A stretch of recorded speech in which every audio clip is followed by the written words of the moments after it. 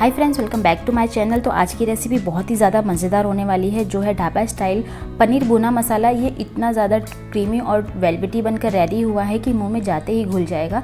तो इस तरह से एक बार पनीर भुना मसाला बनाकर ज़रूर ट्राई करना, आप सभी को बहुत पसंद आएगा। और रेसिपी कैसी लगी मुझे कमेंट में ज़रूर बताना। तो चलिए रेसिपी शुरू करते हैं बिना टाइम वेस्ट किए। इसके लिए हम कढ़ाई में ले लेंगे तेल। तो यहाँ मैंने 1 बड़ा चम्मच तेल ले लिया है।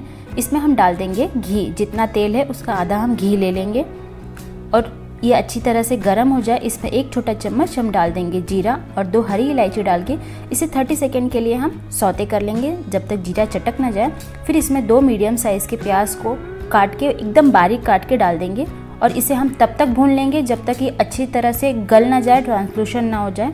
इसे हमें मीडियम और लो फ्लेम पर 3 से 4 मिनट कंटिन्यू भूनते रहना है, मिक्स करते हुए, ताकि ये पैन में चिपके ना। तो यहाँ आप देख सकते हो कि प्याज जो है वो अच्छी तरह से गल चुका है, ट्रांसलूशन हो चुका है। अब यहाँ हम थोड़े से मसाले भी ऐड कर लेंगे।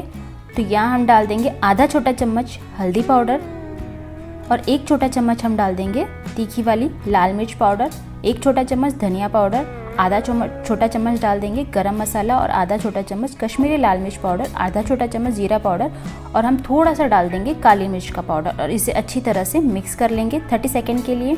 जैसे ये मिक्स हो जाए तो यहाँ हम 1 बड़ा चम्मच पानी डाल देंगे मसालों को भूनने के लिए, जिससे मसाले कढ़ाई में चिपके ना।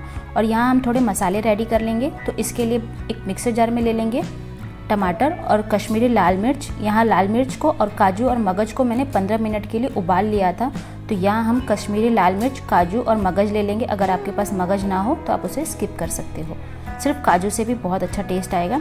तो यहाँ हम अदरक लहसुन का पेस्ट और रेडी किया हुआ टमाटर का पेस्ट डाल देंगे और फिर इसे अच्छी तरह से 1 से 1.5 मिनट भून लेंगे। और दही डाल देंगे यहाँ पर हम और फिर से इसे कंटिन्यू भूनेंगे ताकि दही फटे ना। तो यहाँ आप देख सकते हो कि जो ग्रेवी है उसकी जो टेक्सचर है बहुत ही ज़्यादा क्रीमी और वेलवेटी देखने में भी लग रही है।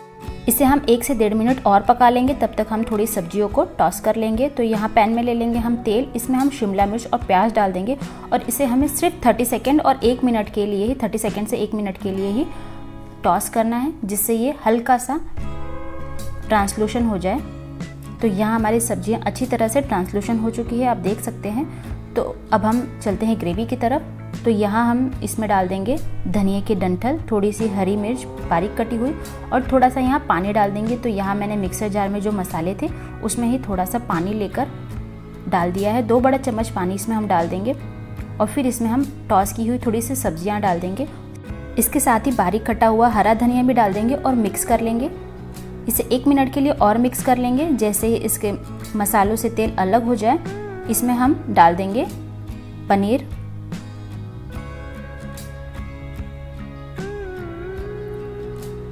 पनीर डालने के बाद इसे हम हल्के हाथ से 30 सेकेंड के लिए और मिक्स कर लेंगे और गैस का फ्लेम ऑफ करके इसमें हम डाल देंगे नमक। तो यहाँ हमारा पनीर भुना मसाला रेडी हो चुका है। इसे हम गर्मा गर्म सर्व कर लेंगे।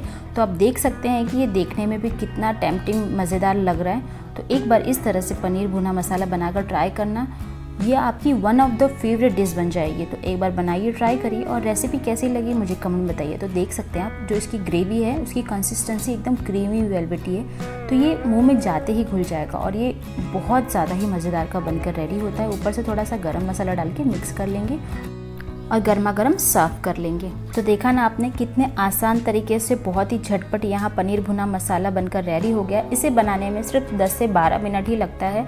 बहुत आसान तरीके से ये बनकर रेडी हो जाता है। तो वीडियो पसंद आए तो प्लीज़ इसे लाइक, शेयर और मेरे चैनल को सब्सक्राइब करिए। मैं मिलती हूँ आपको अगली रेसिपी के साथ, तब तक के लिए एंजॉय।